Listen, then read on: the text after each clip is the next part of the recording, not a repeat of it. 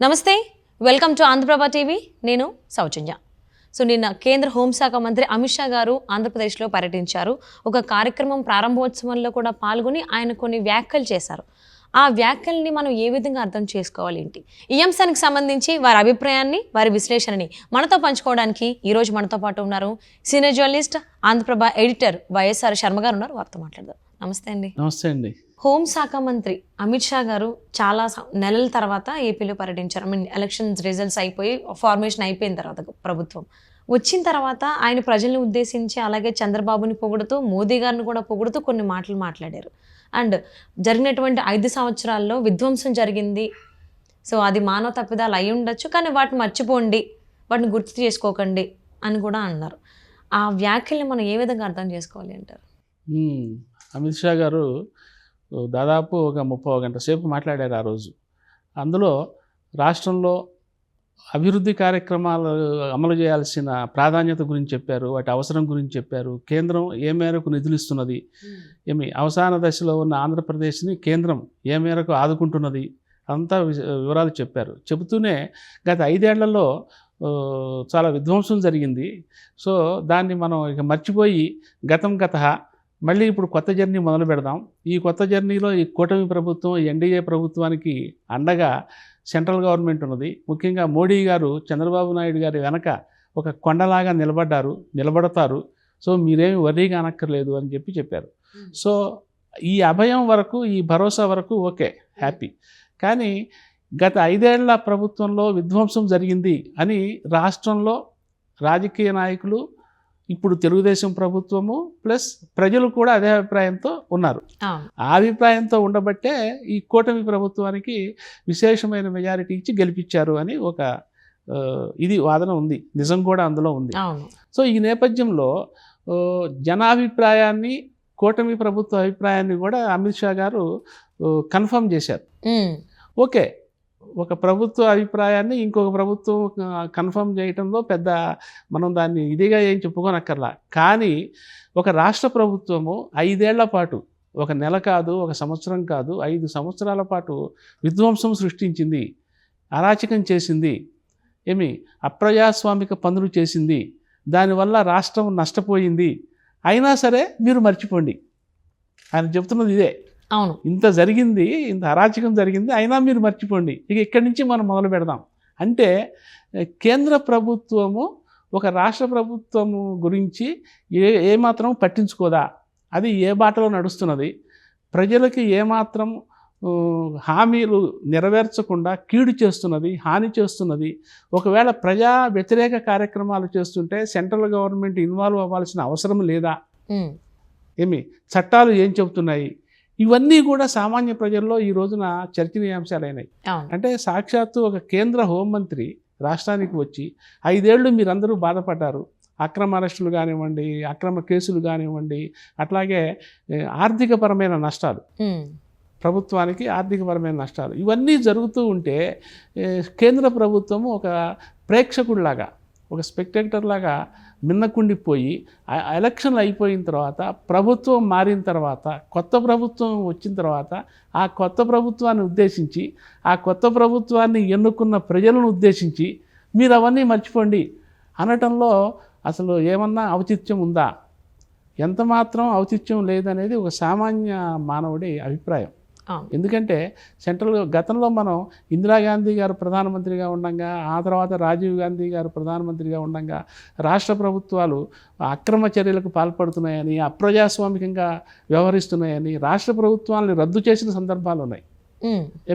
అప్పుడు అదొక విమర్శ నడిచేది, అనవసరంగా కేంద్రం తలదూరుస్తున్నది అని.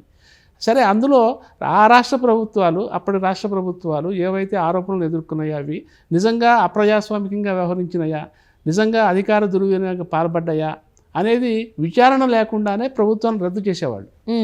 అందువల్ల ఇందిరాగాంధీ చర్యలు కానీ, రాజీవ్ గాంధీ చర్యలు కానీ విమర్శల పాలైనాయి.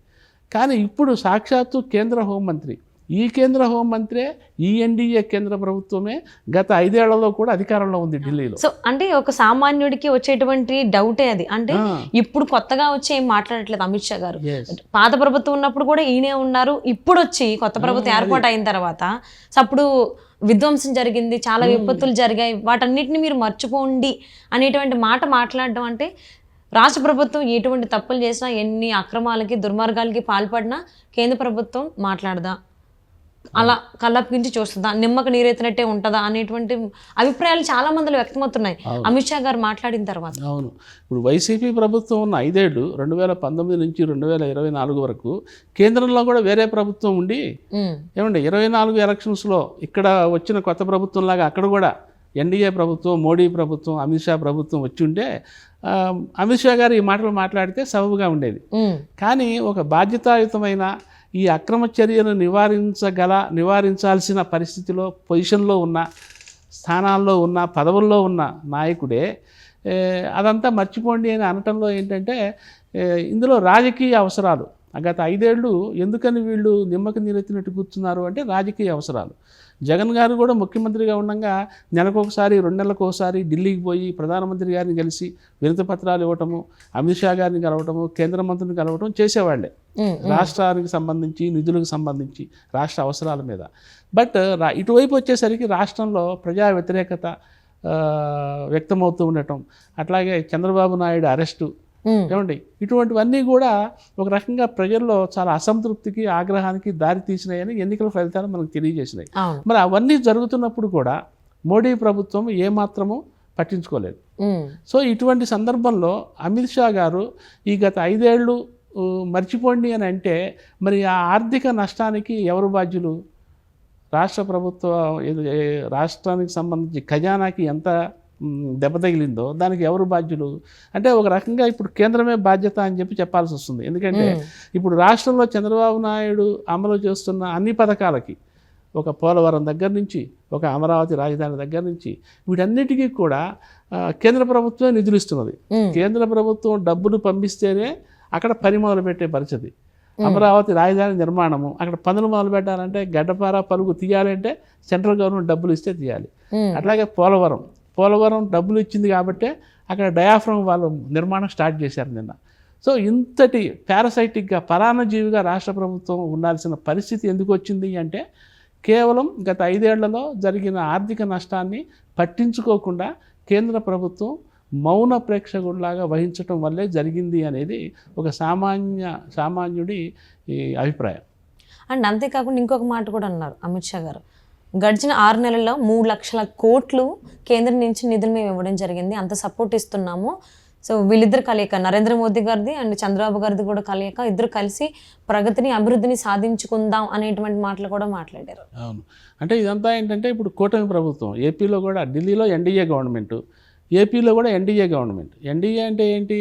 ఒక తెలుగుదేశము, ఒక జనసేన, ఒక బీజేపీ కూడా ఇందులో భాగస్వామ్యంగా ఉంది కాబట్టి అది ఎన్డీఏ కూటమి అయింది. సో చంద్రబాబు నాయుడు గారు కూడా ఎలక్షన్లకు ముందు ఎన్డీఏ కూటమిలో చేరి ఎన్డీఏ కూటమి తరపునే పోటీ చేశారు. ఏమండి ఆ కథ అంతా మనకు తెలుసు. అసలు ఎన్డీఏ కూటమి ఎట్లా ఫార్మేషన్ జరిగింది ఏంటి, చంద్రబాబు నాయుడు జైలుకి వెళ్ళటము, ఆ జైలుకి వెళ్ళిన సందర్భంలో పవన్ కళ్యాణ్ గారు అప్పటికప్పుడు ప్రకటించటము కూటమిగా పోటీ చేస్తామని, ఆ తర్వాత పవన్ కళ్యాణ్ గారే బీజేపీని ముగ్గులోకి దించి కూటమిలో కలపటము, ఇదంతా కూడా ఎన్డీఏ గవర్నమెంట్ వచ్చింది. సో ఇప్పుడు రాష్ట్రంలో ఉన్న ఎన్డీఏ గవర్నమెంట్, కేంద్రంలో ఉన్న ఎన్డీఏ గవర్నమెంట్ వేరువేరు కాదు, ఒకటే. సో వాళ్ళిద్దరి మధ్య రాజకీయ అవసరాలు ఉన్నాయి. కేంద్రంలో మోడీ గారి గవర్నమెంట్ నిలబడాలంటే చంద్రబాబు నాయుడు గారి సపోర్టు అత్యవసరం. ఈ నేపథ్యంలో ఏంటంటే చంద్రబాబు నాయుడు గారు రాష్ట్రానికి సంబంధించిన అవసరాలని కేంద్రం తీర్చాల్సిన ఒక నైతిక బాధ్యత దాని మీద పడింది. దానితో ఏంటంటే ఇప్పుడు అమిత్ షా గారు చెప్పిన దాని ప్రకారం గత 5 ఏళ్ళు మనం జగన్ పాలనని ఒక మౌన ప్రేక్షకుడిలాగా చూస్తూ ఊరుకున్నాం కాబట్టి, దరిమిలా నష్టం జరిగింది కాబట్టి ఆ నష్టాన్ని కూడా పూడ్చాల్సిన బాధ్యత మన మీద ఉన్నది అని మోడీ గవర్నమెంట్ ఒక నైతికంగా ఒక బాధ్యతని ఫీల్ అవుతున్నట్టుగా మనం భావించాల్సి ఉంటుంది. అందుకనే గత 6 నెలల్లో ఇన్ని లక్షల కోట్ల డబ్బులు, అవి గ్రాంటా లేకపోతే అప్ప, లేదా థర్డ్ పార్టీ నుంచి మధ్యవర్తిగా ఉండి అప్పు ఇప్పిస్తున్నారా, ఇవన్నీ ఆ ప్రాసెస్లు డిఫరెంట్గా ఉంటాయి. ఎట్లా వచ్చినా సరే మొత్తానికి అప్పు, గ్రాంటు రాష్ట్రానికి వస్తున్నాయి. గత 6 నెలల్లోనూ కూడా భారీ ఎత్తున డబ్బులు వచ్చిన మాట వాస్తవం. అంటే కొత్త గవర్నమెంట్ ఫామ్ అయిన తర్వాత ఏపీలో 6 నెలల్లోనే 3 లక్షల కోట్లు వస్తే 5 సంవత్సరాలు ఎన్ని కోట్లు వచ్చాయి అసలు అవన్నీ ఏమైపోయాయి, ఎటువైపు మళ్ళించేశారు పాత గవర్నమెంట్ అనేటువంటి ఆలోచనలో కూడా కొంతమంది ఏపీ ప్రజలు ఉన్నారు. దానికి ఏమంటారు? సహజమే ఉంటుంది. అయితే గత 5 ఏళ్లలో కూడా ఒక వాదన ఏంటంటే కేంద్ర ప్రభుత్వం పెద్దగా నిధులు ఇవ్వకపోయినప్పటికీ జగన్ ప్రభుత్వాన్ని కాచుకుంది. అంటే జగన్ ప్రభుత్వానికి ఒక సెక్యూరిటీ బెల్ట్ లాగా ఆదుకుంటూ వచ్చింది.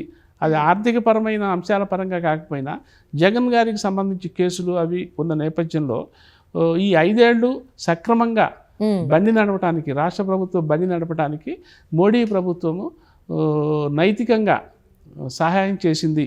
ఆర్థిక పరంగా కాకపోయినా ఆర్థిక పరంగా కూడా చేస్తూ వచ్చినప్పటికీ కూడా జగన్ గారి హయాంలో ఇప్పుడు అమరావతి ఏమి జరగల, కేంద్రం ఇచ్చిన డబ్బులు ఏమీ లేవు. పోలవరం అది స్టాండ్ స్టిల్ ఆగిపోయింది, సో డబ్బులు ఏమీ లేవు. సో విశాఖ రైల్వే జోను ఏమీ జరగలేదు. ఇంకేమున్నాయి అసలు ప్రాజెక్టులు ఏమున్నట్టు? ఎప్పుడు కూడా మాకు కేంద్రం నుంచి డబ్బులు రాలేదనే మాటే కదా విన్నాం జగన్మోహన్ రెడ్డి గారి నుంచి. ఈయన వెళ్ళి వినతిపత్రం ఇవ్వటము, ఆ వినతిపత్రంలో కూడా 10, 15, 20 పాయింట్లు ఉండేవి. సేమ్ అదే కాగితం తీసుకెళ్ళి ఇవ్వటము, మోడీ గారు తీసుకోవటము. అయితే అక్కడ ఉన్నది ఏంటంటే జగన్ ప్రభుత్వ మద్దతు కూడా మోడీ గవర్నమెంట్కి అప్పుడు అవసరమైంది. రాజ్యసభలో అది జగన్ గారికి ఉన్న రాజ్యసభ ఎంపీల మద్దతు అవసరమైంది. ఆ నేపథ్యంలో వాళ్ళు కూడా ఇతన్ని చూస్తూ చూడనట్టు వదిలేశారు. లిటరల్లీ తెలుస్తున్నప్పటికీ కూడా విషయాలు చూసి చూడనట్టు వదిలేశారు. అది మళ్ళీ రాజకీయ అవసరాలు, అంటే వాళ్ళ అవసరార్థం, ఓకే, రాజకీయ అవసరాల నేపథ్యంలో చూసి చూడనట్టు వదిలేశారు. అది చివరికి రాష్ట్రంలో అదొక పెద్ద విఘాతంలాగా మారిపోయింది. సరే, తర్వాత పరిణామాలు మనకు తెలుసు, ఎలక్షన్లో ఏం జరిగింది ఏంటి అనేది. సో ఈ గత 5 ఏళ్ల ప్రభుత్వాన్ని చూసింది కేంద్రం, ఇప్పుడు నడుస్తున్న కొత్త ప్రభుత్వం 6 ఏళ్ల పాలనని చూసింది. సో దానికి ఒక ఒక ఒక సుస్థిరమైన ఒక క్లారిటీ వచ్చి ఉంటుంది.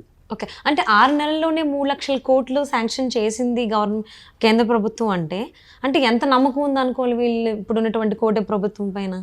అంటే 6 నెలల్లోనే ఇన్ని లక్షల కోట్లు అంటే ఏమైందంటే 2014 నుంచి 2019 వరకు చంద్రబాబు నాయుడు ప్రభుత్వమే ఉంది. అవును, అప్పుడు బీజేపీ ప్రభుత్వంతో సానుకూలంగానే చంద్రబాబు నాయుడు గారు వ్యవహరించారు. తర్వాత మళ్ళీ బీజేపీ నుంచి ఆయన బయటకు వచ్చేశారు, విడిపడిపోయినారు. సో అప్పటి నుంచి ఆయన ఈ అమరావతి నిధులు, పోలవరం నిధులు అడుగుతూనే ఉన్నారు. అయితే అప్పుడు ఉన్న పోలవరం అంచనాలు, ఆ తర్వాత పెరిగిన అంచనాలు, సో ఈ పెరిగిన అంచనాలు కొత్త అమౌంట్ ఇవ్వాలా, పాత అమౌంట్ ఇవ్వాలా అనే దాని మీదనే మల్లగుల్లాలు పడుతూ కాలయాపన జరుగుతూ వచ్చింది అప్పట్లో. ఓకే, సో ఇప్పుడు ఇస్తున్న ఈ లక్షల కోట్లు అని అంటున్నారే, ఇందులో 3 వంతులు దాదాపు పాత పెండింగ్ వ్యవహారాలే. ఓకే, 2019 వరకు సాగిన ఫిగర్స్ ఇవన్నీ కూడా. సో ఇప్పుడు కొత్తగా వచ్చింది ఏంటంటే అమరావతి రాజధానికి అప్పట్లో ఇంకా యాక్చువల్లీ చంద్రబాబు నాయుడు గారు అప్పుడు 5 ఏళ్ళు అమరావతి రాజధాని అంటూనే దాన్ని ఒక ఇంద్రలోకంలాగా తయారు చేయాలనే ఉద్దేశంతో జపాన్కి పంపించి, చైనాకి పంపించి, యూకేకి పంపించి రకరకాల పోర్ట్రేట్స్, రకరకాల దాన్ని ఏమంటాము డిజైన్స్ని రూపకల్పనలోనే ఆయనకు 5 ఏళ్ళు అయిపోయింది. ఆయన నిజానికి ఆ 5 ఏళ్ల కాలంలో అమరావతి రాజధానిని ఏదో ఒక స్థాయికి తీసుకొని వచ్చుంటే ఆ తర్వాత జగన్ గారు 3 రాజధానుల ప్రపోజల్ తెచ్చి ఉండాల్సిన అవసరం వచ్చేది కాదు. ఆయన అంత సాహసం చేసి ఉండేవాడు కూడా కాదు. కానీ అప్పుడు ఆయన ఈ కాలయాపనతో ఏమైందంటే 5 ఏళ్ళు గడిచిపోయింది, అది అన్నీ అక్కడ ఆగిపోయినాయి. ఇప్పుడు అమరావతి కంటిన్యూటీ అనమాట, ఆ కంటిన్యూటీ నిధులే వస్తున్నాయి. సో అంటే గత 5 ఏళ్లలో ఏ నిధులు ఇవ్వని కేంద్ర ప్రభుత్వం ఇంత పెండింగ్ పడిపోయింది అన్నట్టు మనం అర్థం చేసుకోవాలి. అంటే ఆల్మోస్ట్ ఈ లెక్కను చూస్తే ఏపీ రాజధాని అమరావతి అని ఫిక్స్ అయినట్టు, ఎందుకంటే డెవలప్ చేద్దామని కూడా అమిత్ షా గారు వేదికగా అన్నారు కాబట్టి, సో అలానే తీసుకోవాలి. అట్ ద సేమ్ టైం ఉక్కు కర్మాగారం విశాఖకు సంబంధించి దాన్ని కూడా ప్రైవేటీకరణ చేయాలనేటువంటి ఆలోచనలో కేంద్ర ప్రభుత్వం ఉందని అప్పుడు చాలా డిస్కషన్స్ అయ్యాయి. అండ్ కొన్ని చోట్ల అయితే ఈవెన్ ముఖ్యంగా మన వైజాగ్లో చూసుకుంటే చాలామంది అపోజ్ కూడా చేశారు, యాక్సెప్ట్ చేయలేదు. సో ఇప్పుడు కూడా ఆయన విశాఖ కర్మాగారాలను మనం కలిసి డెవలప్ చేసుకుందామని కూడా అన్నారు. అంటే దాన్ని బట్టి మనం ఏ విధంగా అర్థం చేసుకోవాలి అంటారు? అంటే ఒకటి, ఇప్పుడు మీరు అడిగిన దాన్ని బట్టి అమరావతికి సంబంధించి అయితే కేంద్ర ప్రభుత్వము మోడీ ప్రభుత్వానికి అమరావతి విషయంలో నో ఎనీ డౌట్స్. ఎందుకంటే అప్పుడు 2014-19లో చంద్రబాబు నాయుడు అధికారంలోకి వచ్చినప్పుడు అమరావతికి శంకుస్థాపనలు అవి జరిగినప్పుడు మోడీ గారు వచ్చారు. ఆ మట్టి తెచ్చారు, నీళ్లు తెచ్చారు, మీకు గుర్తుంది కదా. సో అప్పుడు ఆయన వచ్చారు అంటే వ్యక్తిగతంగా ఒక నరేంద్ర మోడీగా రాలేదు, ప్రధానమంత్రిగా వచ్చారు, అధికారికంగా వచ్చారు. వచ్చారంటే అర్థం ఏంటి, అమరావతి రాజధానిని ప్రధానమంత్రి యాక్సెప్ట్ చేశారని కేంద్ర ప్రభుత్వం యాక్సెప్ట్ చేస్తున్నట్టే కదా, అందులో ఇక నో క్వశ్చన్. సో అదే అమరావతికి ఇప్పుడు అడిగిన వెంటనే నిధులు ఇవ్వడానికి కూడా వాళ్ళకి అభ్యంతరం లేకపోయింది. మోరోవర్ వాళ్ళకి గత 5 ఏళ్లలో ఇదంతా స్టాండ్ స్టిల్ అయిపోయింది కాబట్టి, ఆ డెవలప్మెంట్ ఆగిపోయింది కాబట్టి దీన్ని సత్వరం యాక్షన్ ప్లాన్లో పెట్టాలని వాళ్ళు కృతనిశ్చయంతో ఉన్నారు కాబట్టి ఈ 6 నెలల్లోనే 3 లక్షల కోట్ల నిధులు రాగలిగినాయి, వాళ్ళు ఇవ్వగలిగారు. ఇక అదే సమయంలో గత 1-2 నెలల లోపలే ఈ వైజాగ్ రైల్వే జోన్ కానివ్వండి, అట్లాగే వైజాగ్ స్టీల్ ప్లాంట్ గత వారం 4-5 రోజుల క్రితమే మెటీరియలైజ్ అయింది ఏమండి. అట్లాగే పోలవరము, ఆ పోలవరం కూడా మళ్ళీ మీనమేషాలు, పాత అంచనా వ్యయం వేయాలా ఇవ్వాలా, పెరిగిన అంచనా వ్యయం ఇవ్వాలా అనే దాని మీద దాదాపు 5 ఏళ్ళు ఇదే నడిచింది. సో ఇప్పుడు దానికి ఏదో ఒక రాజీకి వచ్చి ఒక కొలిక్కి వచ్చి మొత్తానికి ఫండ్స్ రిలీజ్ అవటం మొదలుపెట్టినాయి, అక్కడ పనులు జరుగుతున్నాయి. సో ఇదంతా కూడా అటు కేంద్ర ప్రభుత్వము ఇటు రాష్ట్ర ప్రభుత్వము ఈ పథకాలన్నీ కూడా జాయింట్గా చేయాల్సిన వ్యవహారాలు. ఎందుకంటే చేయాల్సిన పనులేమో రాష్ట్ర ప్రభుత్వం చేయాలి, డబ్బులేమో కేంద్ర ప్రభుత్వం ఇవ్వాలి. సో రెండింటికి బాధ్యత ఉంది, నైతిక బాధ్యత ఉంది కాబట్టి ఆ రెండు ఇద్దరం కలిసి వీటిని చాలా శీఘ్రగతిన మెటీరియలైజ్ చేద్దాము అని చెప్పి అమిత్ షా గారు చెప్పారు. ఆ విషయంలో అది అభినందనీయమే. రాష్ట్ర ప్రజలు కూడా ఆ విషయంలో ముఖ్యంగా అమిత్ షా గారు ఇచ్చిన భరోసా, అంటే విశాఖ రైల్వే జోన్ గురించి కూడా ప్రస్తావించడం జరిగింది. ఈ లిస్టులో అది కూడా ఉంది, చాలా కీలకమైంది. అవును. సో ఇవన్నీ కూడా త్వరగా మెటీరియలైజ్ అవుతాయి అనే ఒక అమిత్ షా టూర్తో, ఆయన మాటలతో రాష్ట్ర ప్రజలకి ఒక గట్టి భరోసా దొరికింది. ముఖ్యంగా ఆయన అన్నమాట ఏంటంటే చంద్రబాబు నాయుడు గారి వెనక మోడీ కొండలాగా నిలబడతారని చెప్పారు. సో అది పెద్ద హామీ. ఇప్పటి వరకు గత 10 ఏళ్లలో ఏ రాష్ట్ర ప్రభుత్వానికి మోడీ కానీ అమిత్ షా కానీ ఇటువంటి పదజాలం ఇటువంటి మద్దతు ఇవ్వాల. సో అది ఒక రాష్ట్ర ప్రభుత్వానికి, ముఖ్యంగా చంద్రబాబు నాయుడు గారికి ఆయన అంత మద్దతుగా నిలబడతానని అనటం డెఫినెట్లీ ఈ 5 ఏళ్లలో రాష్ట్ర ప్రభుత్వం ఒక మంచి అభివృద్ధి పదంలో పయనిస్తుందని చెప్పి అనుకోవడానికి ఎక్కువ ఆస్కారం కనిపిస్తున్నది ఈ అమిత్ షా టూర్తో. అవును, ఈవెన్ ఆయన టూర్లో వచ్చి అన్ని ఎవరైతే ఏపీ ప్రజలు అలాగే ముఖ్యమంత్రి చంద్రబాబు నాయుడు గారు ఆకాంక్షిస్తున్నారో, సో అప్పటి నుంచి ఉన్నట్టుంది కదా, విశాఖ రైల్వే జోన్కి సంబంధించి కావచ్చు, పోలవరం ప్రాజెక్టు కావచ్చు, అలాగే రాజధానికి సంబంధించి అవన్నీ పాతవి. మధ్యలో మళ్ళీ విశాఖ ఉక్కు కర్మాగారం అనేది ప్రైవేటీకరణని కాకుండా మళ్ళీ మేము సాధిస్తాము, నేను ప్రైవేటీకరణ చేయించను అని చెప్పేసి విశాఖ ఉక్కు ఫ్యాక్టరీ ప్రైవేటీకరణ అయిపోయింది అన్న స్థాయికి వచ్చింది. అయిపోయింది అన్న స్థాయి. ఎస్, సెంట్రల్ గవర్నమెంట్ కూడా దాదాపు ఆ రూట్లోనే ఉంది. ప్రైవేటీకరణ చేయాల్సిన జాబితాలో ఉక్కు ఫ్యాక్టరీ కూడా ఉంది, విశాఖ ఉక్కు ఫ్యాక్టరీ కూడా ఉంది. యాక్చువల్లీ మోడీ గవర్నమెంట్ ఉద్దేశం కూడా అదే. కానీ ఇక్కడ వస్తున్న వ్యతిరేకత పైగా ఉక్కు ఫ్యాక్టరీకి ఏపీకి ఉన్న సెంటిమెంట్, ఇవి ఈ మోడీ ప్రభుత్వము అర్థం చేసుకుంది, గ్రహించింది. ఆ గ్రహించడంతో పాటు ఏంటంటే ఒక రకంగా ఏపీ అదృష్టం ఏంటంటే ఎన్డీఏ ప్రభుత్వము అధికారంలోకి రావటం, ముఖ్యంగా చంద్రబాబు నాయుడు ప్రభుత్వం మీద, తెలుగుదేశం ఎంపీల మీద అట్లాగే జనసేన ఎంపీల మీద అక్కడ ఎన్డీఏ ప్రభుత్వము ఆధారపడాల్సి రావటం, ఇది ఒక రాజకీయ అవసరంగా మారటము. సో ఇవన్నీ కూడా ఉన్నట్టుండి ఒక్కసారి ఆ వైజాగ్ స్టీల్ ప్లాంట్ విషయంలో యూటర్న్ అయిపోయింది సెంట్రల్ గవర్నమెంట్. అది కూడా చాలా మెచ్చుకోదగిన అంశమే. ఎందుకంటే మోడీ గారు వన్స్ ఆయన ఒక డెసిషన్ తీసుకుంటే, ఒక అభిప్రాయానికి వస్తే ఇక దాన్ని మళ్ళీ యూటర్న్ ఉండదు, ఆయన వెనక్కి తగ్గరు. 10 ఏళ్లలో మనం చూస్తే వెనక్కి తగ్గే అవకాశమే, క్వశ్చనే లేదు. మీరు 1,00,000 తీసుకోండి.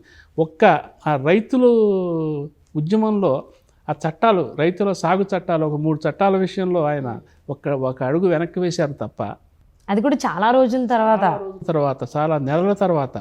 మళ్ళీ ఇప్పుడు పంజాబ్, హర్యానా దగ్గర రైతులు ఉద్యమాలు చేస్తున్నారు. అయినా సరే ఏమాత్రం నిన్న మొన్న చర్చలకు ఏదో కొన్ని షరతులు పెట్టింది కానీ గవర్నమెంట్ ఏమాత్రం లొంగే పరిస్థితి లేదు. మోడీ మనస్తత్వం అటువంటిది. అటువంటి ప్రభుత్వమే ఈ విశాఖ ఉక్కు విషయంలో యూటర్న్ తీసుకొని మెజారిటీ ప్రజలు, అంటే మెజారిటీ ప్రజలు కాదు, అసలు ఏపీ మొత్తం ఆంధ్రప్రదేశ్ ప్రజల మనోభావాలకు అనుగుణంగా నిర్ణయం తీసుకోవడం అనేది చాలా హర్షించాల్సిన విషయము. ఇది నిజంగానే ఆంధ్రప్రదేశ్ ప్రజలు ముఖ్యంగా అక్కడ పనిచేసిన కార్మిక సంఘాలు, ట్రేడ్ యూనియన్లు ఏమండి, అట్లాగే తెలుగుదేశం ప్రభుత్వం, ముఖ్యంగా చంద్రబాబు నాయుడు ప్రభుత్వం తీసుకున్న చొరవ, దాని అవసరం ఎంత ఉందనేది 6 నెలల్లోనే చంద్రబాబు నాయుడు గారు ఢిల్లీ వెళ్ళిన ప్రతిసారి అక్కడ కేంద్ర మంత్రులకి ప్లస్ ప్రధానమంత్రికి అమిత్ షా గారికి చెప్పటము, ఇదంతా కూడా విశాఖ ఉక్కుని ఒక కొత్త టర్న్ తిప్పింది. అవును. అండ్ అమిత్ షా గారి ఒక్క పర్యటన ఏపీ ప్రజల్లో ఎంత ధైర్యాన్ని నూరిపోసింది అనే దానికి అర్థమైపోతుంది. అంటే కొంచెం డౌట్స్ ఉండేవి, కేంద్ర ప్రభుత్వం సపోర్ట్ చేస్తుందా చేయదా కొంచెం అటు ఇటుగా, బట్ ఇప్పుడు అర్థమైపోతుంది కూటమి ప్రభుత్వానికి కేంద్ర ప్రభుత్వం ఎంత భరోసాగా చెప్పకనే చెప్పారు అమిత్ షా గారు, కొండంత అండగా వెనకాల ఉన్నారు చంద్రబాబు కానీ. సో ఈ సపోర్ట్ ఇలానే ఉండాలి. ఏదైతే ఏపీ ప్రజలు అభివృద్ధి కోసం ఎదురు చూస్తున్నారో గత 5 ఏళ్ల నుంచి, సో అవన్నీ ఈ కూటమి ప్రభుత్వం టైం పీరియడ్ అయిపోయేలోపు నెరవేరాలని మనస్ఫూర్తిగా కోరుకుంటూ thank you so much. Thank you అండి.